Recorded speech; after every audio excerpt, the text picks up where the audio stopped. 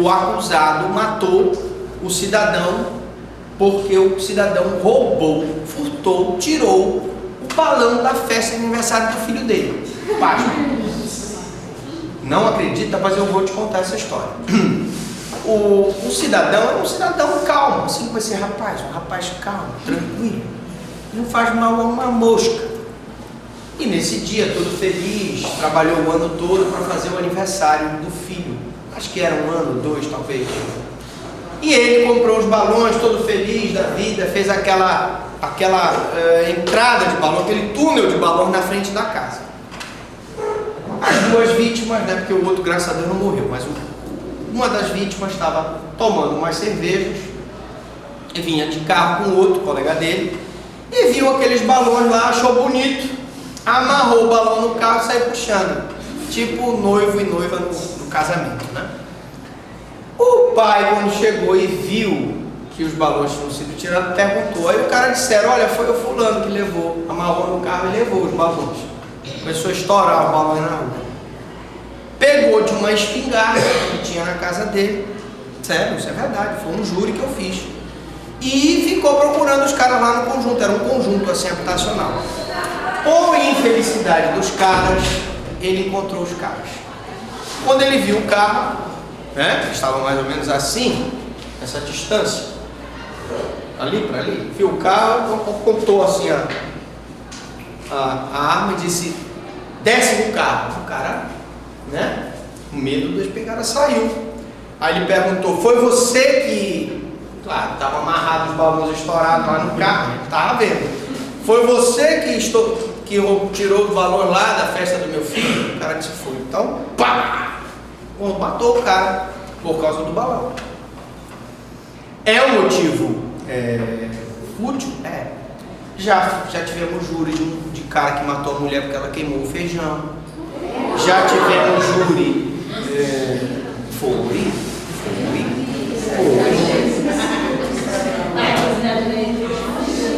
Gente. Nós tivemos um júri de um cara que matou o cobrador porque ele deu o troco errado no ônibus.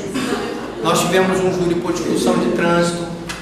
Nós já tivemos esse caso mesmo da moça de hoje, da audiência que eu fiz. Vocês sabem por que ele deu tiro nela? Ele chegou embriagado, os dois estavam separados, e ele queria 11h30, ou meia-noite e meia, levar o filho para passear, embriagado. E a mulher não quis dar. Era uma menina, ou um menino, sei lá. E a mulher não quis dar. Ele não botou conversa não. Atraiu ela para o carro onde ele tinha arma, pegou a arma e atirou. A sorte dela que ele não, graças a Deus, não pegou. Bom, então o crime cometido mediante asfixia, por exemplo, seria uma qualificadora por causa de aumento de pena. Eu estou dando alguns exemplos, né? E agora congelou a imagem aqui. Não, nada disso. Não, tá aqui, crime cometido mediante asfixia.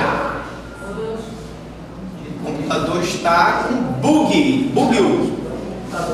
No nosso caso ali, seria perguntado: crime praticado mediante paga ou promessa de recompensa.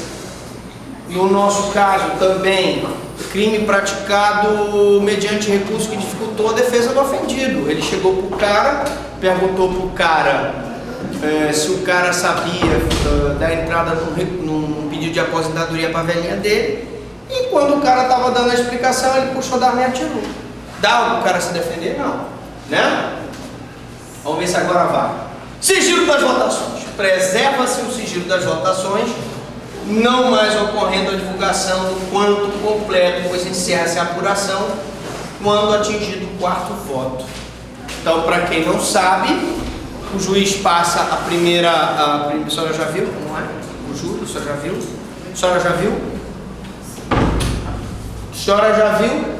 Muito bem. Ele passa uma urnazinha, ele recolhe o primeiro voto equivale. O jurado esconde o voto atrás da mesa, cola o voto direitinho, depois ele passa para a segunda urna recolhendo a sobra. Conferiu os 4 quesitos, ele não confere o resto. Portanto, é uma inovação do júri também. Bom, deixa eu ver mais observações finais. Como eu disse para vocês, momento muito importante, não se preocupem, hoje nós vamos varar a madrugada, porque aqui agora é corujão. Vocês sabem que essa aula é tudo que você queria saber sobre tribunal do júri e nunca na sua vida teve coragem de perguntar. Pois então agora vamos para as observações finais, perguntas de prova. Aliás, eu estou preparando uma bateria de exercício de 80 questões, pouca coisa, sobre tribunal do júri, só questões objetivas, para que você tenha uma ideia do que poderá cair na prova, o que será a pergunta de prova. Bom, então, observações finais. Primeiro, a desclassificação é própria quando os jurados desclassificam a infração sem dizer qual a infração em que está em curso o acusado. Que a desclassificação, na sessão de julgamento perante o tribunal do júri, os jurados entendem que não é uma tentativa de homicídio. Se eles não disserem que é uma lesão corporal simples, eu tenho uma desclassificação própria. Mas eu posso ter uma desclassificação imprópria quando os jurados desclassificam a infração, dizendo qual infração em que está em curso o acusado. Os jurados entendem que ele está em curso nas sanções punitivas da lesão corporal grave, por exemplo. Essa desclassificação, dizendo para que artigo o réu deve responder no juízo singular, que ele vai ter que ser remetido para o juízo singular. O tribunal do júri tem competência para julgar a lesão corporal? Não. Vai ser para o juízo singular. Lógico, se for na sessão de julgamento, o juiz presidente, na sessão de julgamento, tendo o crime sido desclassificado por uma lesão corporal, ele profere a sentença. Mas se essa desclassificação, se for feita na primeira fase do júri, nós já sabemos que o juiz remete para o juiz singular. Cuidado, porque com certeza isso será pergunta de prova. De prova. Já dei uma dica, essa é uma questão. Bom, então, desclassificação imprópria é quando eles dizem qual é a infração em que está em curso.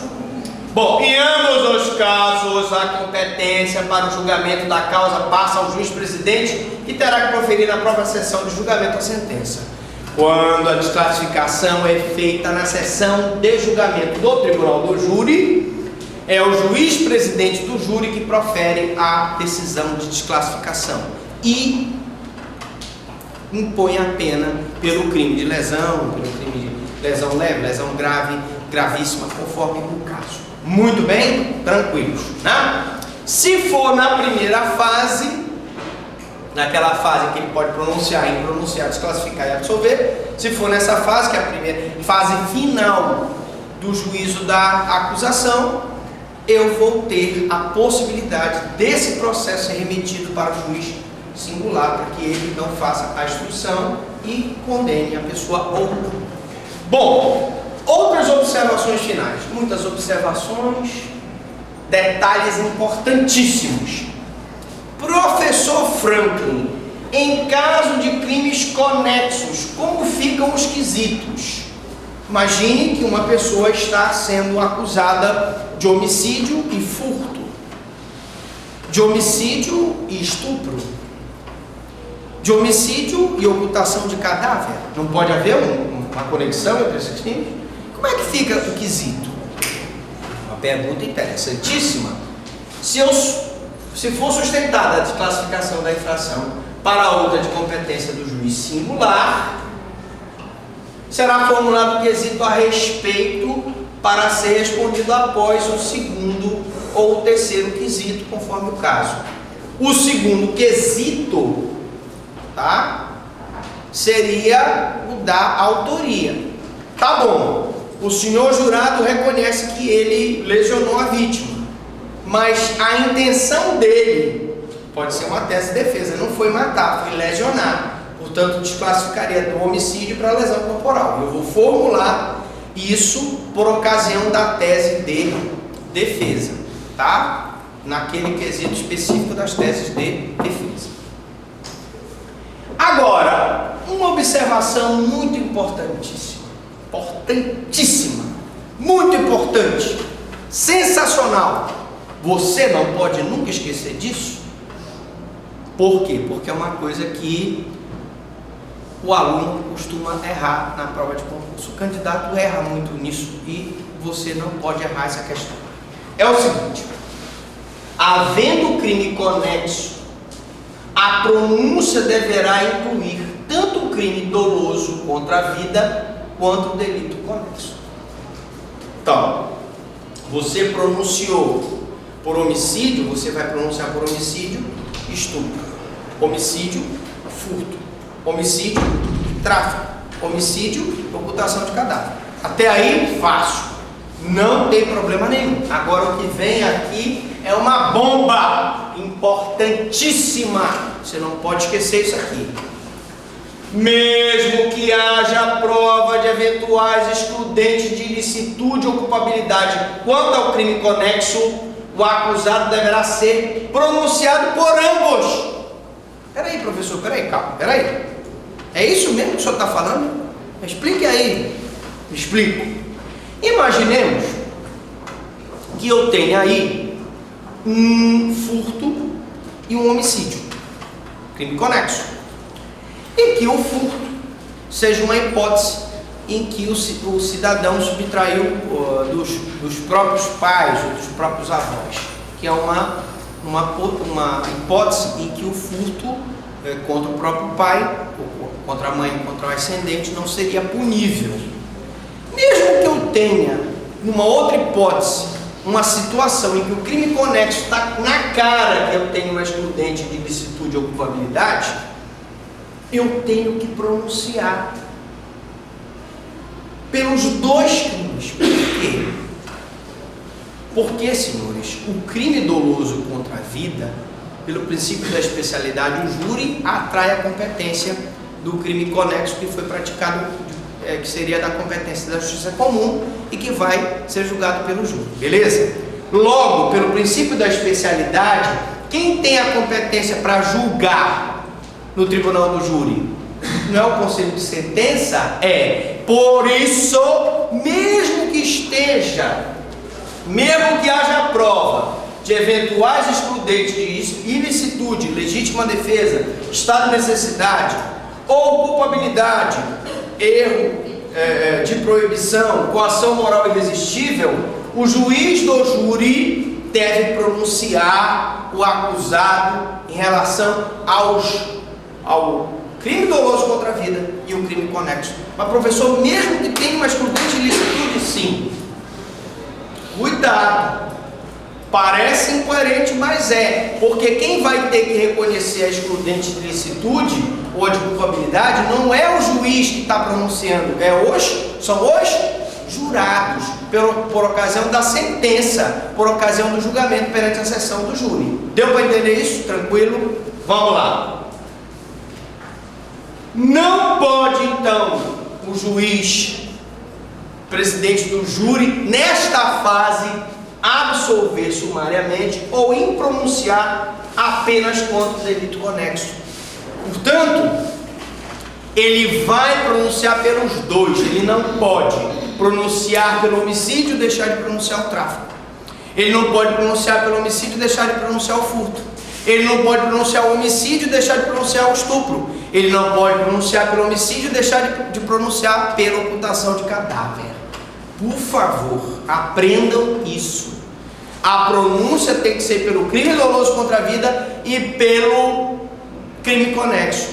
Professor, mas mesmo que esteja aprovado uma excludente de ilicitude, uma excludente de culpabilidade, sim, porque quem vai reconhecer a excludente são os jurados.